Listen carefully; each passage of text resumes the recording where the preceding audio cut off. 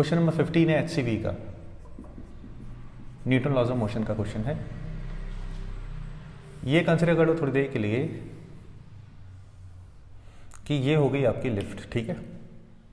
ये लिफ्ट जो है कुछ टाइम के लिए ऊपर एक्सेलेरेट होती है, फिर यूनिफॉर्म मोशन में रहती है, फिर उसमें डिसेलरेशन हो जाता है। मैंने आपको ये बताया है कि एक्सेलरेशन और डिसेलरेशन मतलब क्या होता है।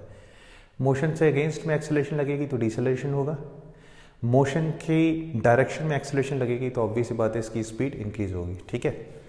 अब क्या कहा हुआ है कि एक इंसान मान लीजिए इस लिफ्ट के अंदर खड़ा हुआ है इस तरीके से, और इसके नीचे एक चीज़ है जिसे हम बोलते हैं बाथरूम स्केल या फिर वेइंग मशीन।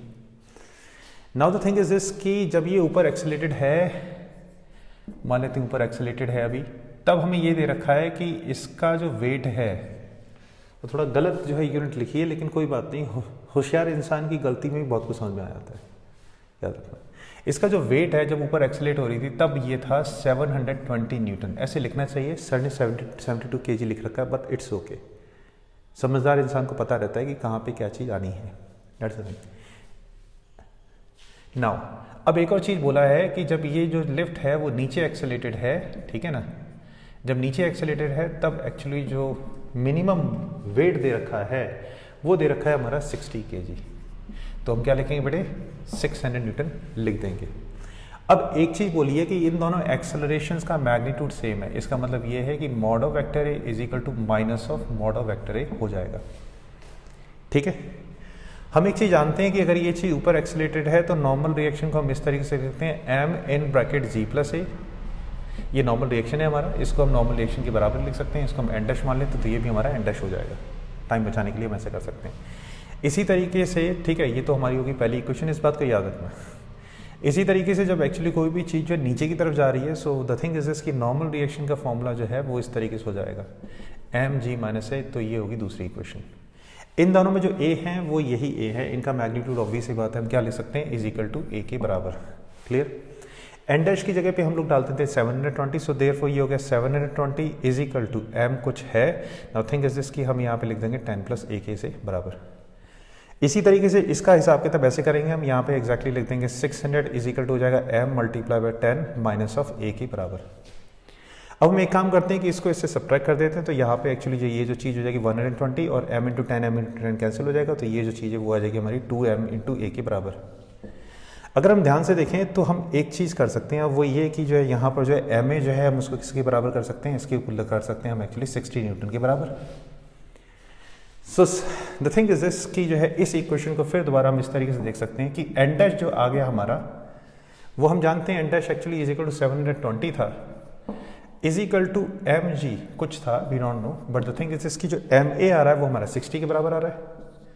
सो यहाँ से हमें ये पता चल गया कि एम जी जो आ गया वो हमारा कितना आ गया, 720 माइनस 60, ये हो जाएगा बेटा 660। सो देयरफॉर एक्चुअली जब मास आ जाएगा वो हमारा आ जाएगा 66 kg के बराबर। आई थिंक ये आपको समझ में आया होगा। एक और चीज़ एक्चुअली इस क्वेश्चन में बोली गई थी, वो ये बोला गया था कि जो वेलोसिटी अगर कांस्टेंट है तो क्या होगा। ऑब्वियस ही बात है, अगर इसकी वेलोसिटी कांस्टेंट है इसका मतलब ये है कि इस पर नेट फोर्स क्या लगते हैं, जीरो। इट बेसिकली मीन्स कि इस पे नीचे हमेशा फोर्स ड्यू टू ग्रेविटी तो लगेगा ही लगेगा, बट एक्चुअली ये जो वेइंग मशीन है इस पे ऊपर की तरफ जो फोर्स लेगी, जिस एक्चुअली फोर्स को हम नॉर्मल रिएक्शन कह सकते हैं, इस नॉर्मल रिएक्शन को हम एक्चुअली यहाँ पे एन नॉट लिख लेते हैं, ठीक है। अच्छा, एक और करेक्शन कर लेना, इसमें एन डैश नहीं लिखना, यहाँ पे एक्चुअली इसे एन लिख लेना। सो लॉजिकल बात है कि N not is equal to किसके बराबर आ जाएगा, एम जी के बराबर आ जाएगा, बिकॉज द थिंग इज इसकी लिफ्ट की जो वेलोसिटी है वो हम वेलोसिटी क्या मान रहे हैं, constant. This is the thing. अब कोई भी बच्चा ये बोल सकता है सर इसमें तो काफ़ी स्टेप्स हैं, भाई तुम्हें समझा रहे हैं तो कुछ स्टेप्स एक्चुअली जो है बताने के लिए एक्चुअली हमें जो बनाने पड़ते हैं। Otherwise the most important thing, एक स्टूडेंट को अगर जल्दी क्वेश्चन करना है तो इसमें एक्चुअली कितने स्टेप आए, मेरे हिसाब से 2 स्टेप। एक ये वाला स्टेप आ गया और दूसरा ये वाला स्टेप आ गया, और इन स्टेप्स को भी लिखने की कोई जरूरत नहीं। हम जानते हैं कि जब ऊपर लिफ्ट एक्सेलरेट होगी तो ये फॉर्मूला आ गया, नीचे होगी तो ये फॉर्मूला आ गया।